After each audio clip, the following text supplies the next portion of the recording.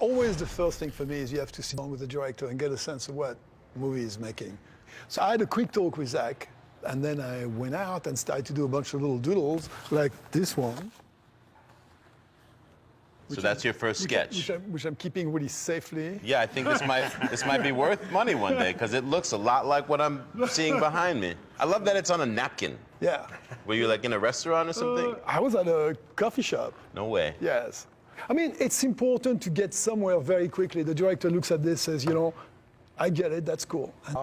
Basically, my role in this was to take Patrick's original vision, the original sketch, and bring it to a realization. I think first and foremost, with any car, with establish a stance, which Patrick did, you know, from day one. You can see how the rear end is way much higher than the front end, and this gives it the aggressive and intimidating first impression. What I was able to do is extract Ed's 3D model and bring it into my software, and then start checking for any problems that might occur. With some math and some science, you could actually predict how it's going to work somewhat. Yeah, you could do full compression on the shocks. No way. And then turn the wheel and recognize if there's going to be an issue with the hood. We actually took a little trip to the Warner Brothers Museum and see the other Batmobiles, just seeing how ours would differ. Some of the key elements are obviously power. We want to have a bunch of horsepower, so it was about 550. Placement was a big factor with this car. Obviously, you look at the car, there's no room for an engine in the front. You can't have a motor hanging out the back, so the motor's actually behind the driver's compartment, mounted backwards. The motor's flipped around. Motor's flipped around, exactly. We used what's basically a monster truck transfer case, a gigantic 4-gear hunk of aluminum that sits right behind the passenger seat that redirects the power back to a rear end, which is another task because the ring gear has to rotate different directions. You know, so there's a lot involved in putting that thing together.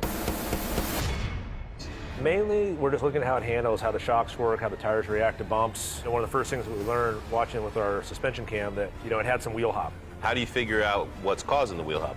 Well, it was a combination of things. One, we had to add more valve into the shock. There is some external adjustment in the shock that we could do right there at the test session. There's basically bypass tubes where you can limit the oil flow. That helped, so we knew that we were on the right path.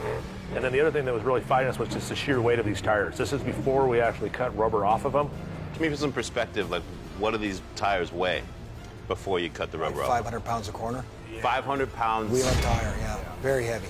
A tire? And it's unsprung weight, so. Yeah, it's massive amounts. I mean, the wheels are quarter-inch thick steel. So when you cut that rubber off?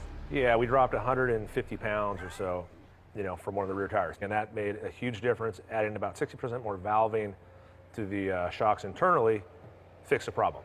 What did the day 2 testing consist of? Well, this was a pretty big moment because this is the primary body piece that's basically been installed in this car. So you're starting to get a feel for what this thing's going to look like.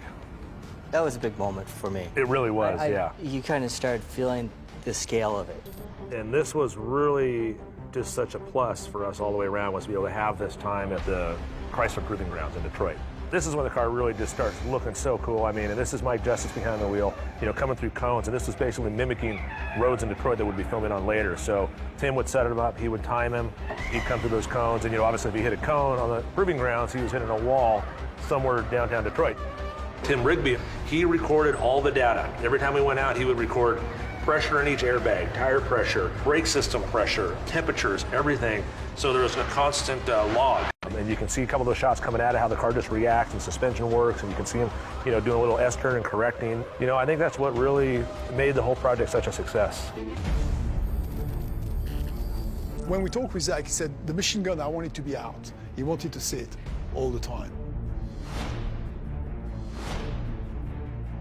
Plate that would have been replaced, and this is a typical. So this is like a repair job. Yeah. Now, this particular detail on the hood, it's a way of introducing the Bat motif without being so literal like the previous, you know, Batmobiles, and we're using like negative space to create that. Inspired by American muscle cars. Yeah. You know, Hemi Cuda, like 66 GTO. It's basically a one-off airbag over a bypass shock system, so we can alter the ride height on the fly while the car is in motion. The car weighs 8,500 pounds. We need a tremendous braking power. Brembo was kind of to step up and build some 8-piston calipers for us, some gigantic rotors, ton of steering angle on the thing, you know, so you can recover from any situation you might get yourself into. It has about 2 feet of front suspension travel. 2 feet of travel? 2 feet of travel, yeah. They're gigantic front A-arms. So like I said, it's all built with the same theory that you would build a race car.